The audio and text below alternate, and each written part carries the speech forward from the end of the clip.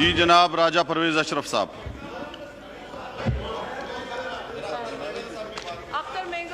شکریہ جناب اسپیکر.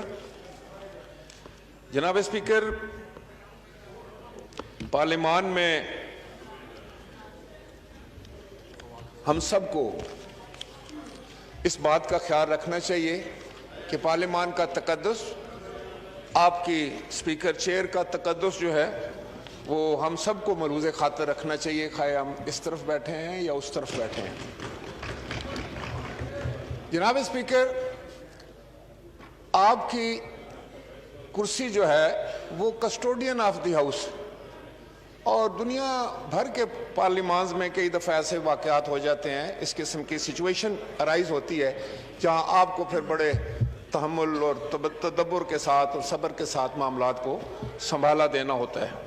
میں وہ کارروائی نہیں سن سکا، جبکہ میں آیا اس وقت یہ معاملات ہو رہے تھے، تو اس میں ایک تاثر یہ دیا گیا کہ ہمارے آنریبل ممبر نے کوئی گالی دی ہے. میں پہلے ایک کلیریفیکیشن کرنا چاہوں گا کہ آنریبل ممبر فرام کراچی جناب رفیع اللہ حلف کہہ سکتے ہیں کہ انہوں نے گالی نہیں دی. پہلے یہ غلط امپریشن، اور اس لیے میں آپ سے یہ گزارش کروں گا کہ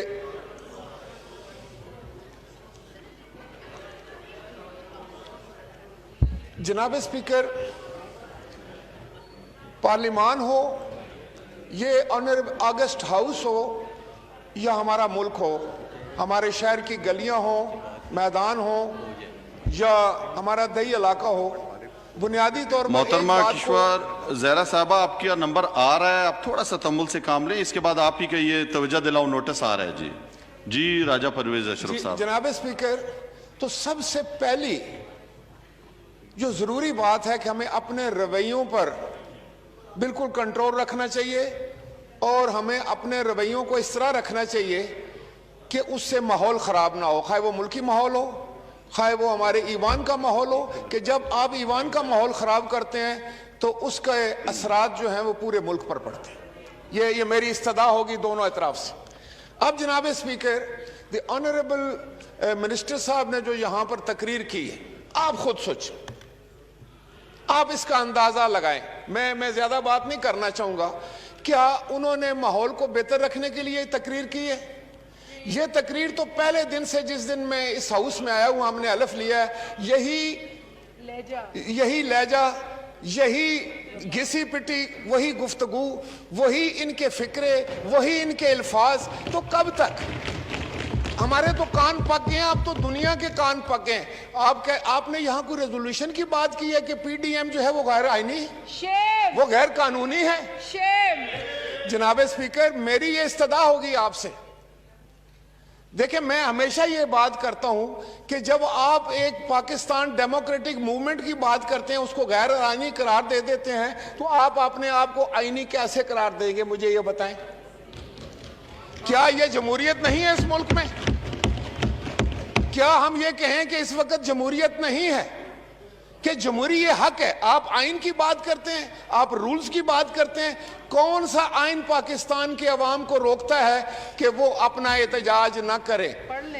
اور یہ آئین جو ہے یہ آپ کے سامنے، ہم سب آئین کے تحت یہاں بیٹھے ہیں. اور جناب اسپیکر، کسی کو برا نہیں منانا چاہیے اگر میں یہ کہوں کہ آپ کو کیا پتا آئین کا. آئین کے تو ہم خالق ہیں، جنہوں نے اپنی جانیں دے کر اس آئین کی تحفظ کیا ہے. آئین کا سبق ہمیں نہ دیں. تو جناب اسپیکر،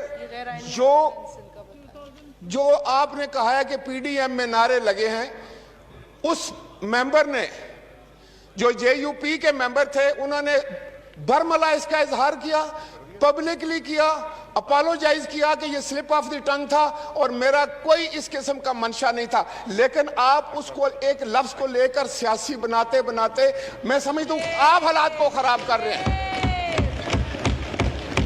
اگر کوئی بات غلط ہو بھی جائے تو آپ اس کو اتنی تواتر سے سیاسی حربے کے طور پر استعمال کرنا چاہتے ہیں، اتنے حربی اور ہتھیار کے طور پر استعمال کرتے ہیں کہ وہ پاکستان کے خلاف بات جاتی ہے. آپ ایسی بات نہ کریں، کیونکہ پاکستان صرف آپ کا نہیں ہے، صرف میرا نہیں ہے، یہ 22 کروڑ لوگوں کا ہے. یہاں ہر بیٹھے ہوئے شخص کا پاکستان ہے. خدا کے لیے یہ چھوڑ دیں.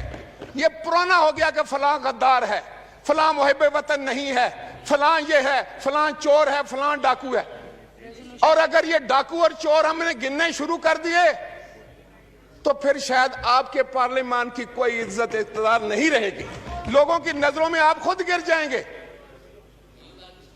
اگر کوئی چور ہے تو اس کو عدالت نے چور قرار دینا ہے، اگر کوئی ڈاکو ہے تو اس کو عدالت نے ڈاکو آپ نہیں قرار دے سکتے.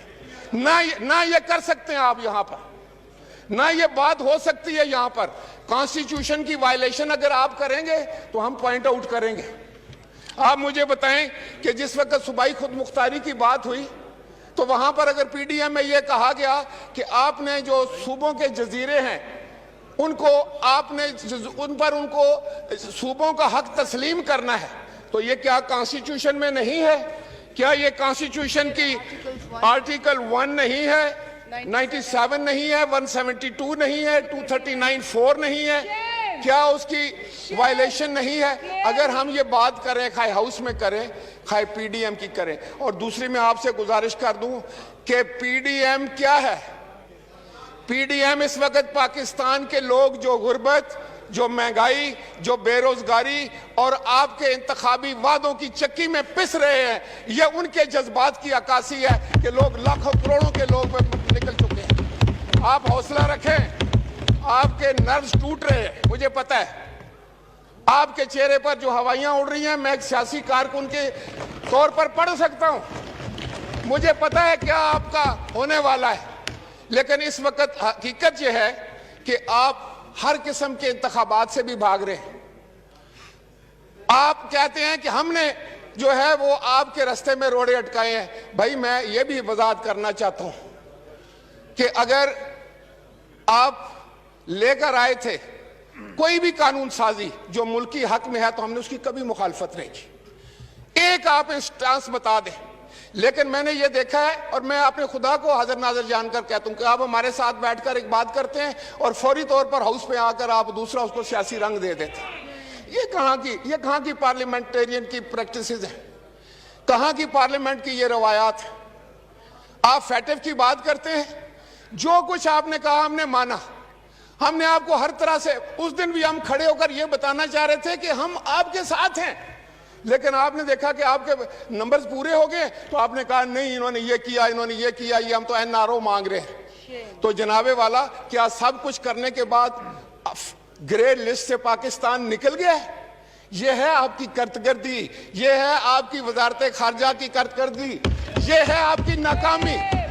اگر ہم اس کی بات کریں، اگر ہم کہیں کہ آپ کی خارجہ پالیسی ناکام ہو رہی ہے تو آپ کہتے ہیں میں نارو نہیں دیں گے. اگر ہم کہتے ہیں آپ کی زرعی پالیسی ناکام ہو رہی ہے تو آپ کہتے ہیں کہ آپ مودی کے یار ہیں. اگر ہم کہیں کہ ملک میں بھوک ہے تو آپ کہتے ہیں آپ پاکستان کے دشمن ہیں. اگر ہم کہیں کہ بے روزگاری سے نوجوان تنگ آیا ہوا سڑکوں پر آ رہا ہے تو آپ کہتے ہیں کہ یہ تو غداری آئین کے ساتھ ہے.